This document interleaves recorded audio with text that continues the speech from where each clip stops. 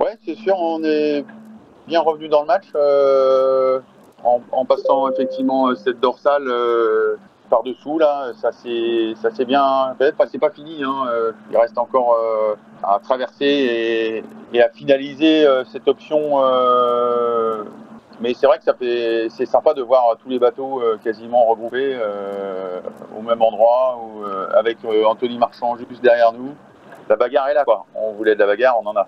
Le début était pas facile parce qu'on avait du mal à trouver nos marques auprès dans la mer formée. L'idée c'était aussi d'avoir le bateau dans l'état où on est, c'est-à-dire d'avoir zéro souci en sortant de ces deux fronts successifs qu'il fallait passer et rien abîmer. Donc ça c'était notre premier objectif, malgré que c'était costaud. C'est vrai qu'on a un petit peu subi cette période-là, mais en ayant la stratégie de ne pas abîmer et de ne pas casser. Et là, du coup, ben là, c'est en termes de navigation beaucoup plus facile, beaucoup plus fluide. On a tous les deux bien dormi, on mange régulièrement, enfin, on a un petit rythme qui est beaucoup plus facile. Alors c'est des heures de barre aussi parce qu'il faut être dans le tout petit temps comme ça. Il y a une petite différence qui se crée quand même entre un barreur et un pilote si on veut vraiment passer les zones de transition. Mais non, tout va super bien. Écoute, la classe ultime là, elle est pas mal là. Tout le monde est là, au contact et avec des bateaux en bon état. Donc.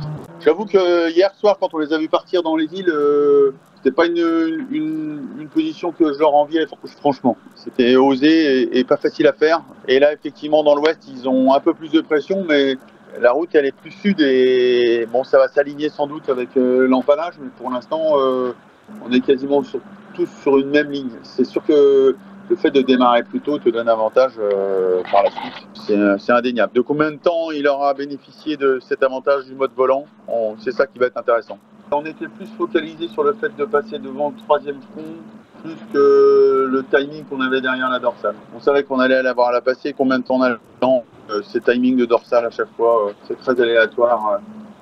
On en rigolait avec Thomas au début, mais on en rigole moins maintenant. À 2 près dans une dorsale, ça n'a rien à voir, quoi. Et là, c'était plutôt plus mou que plus fort.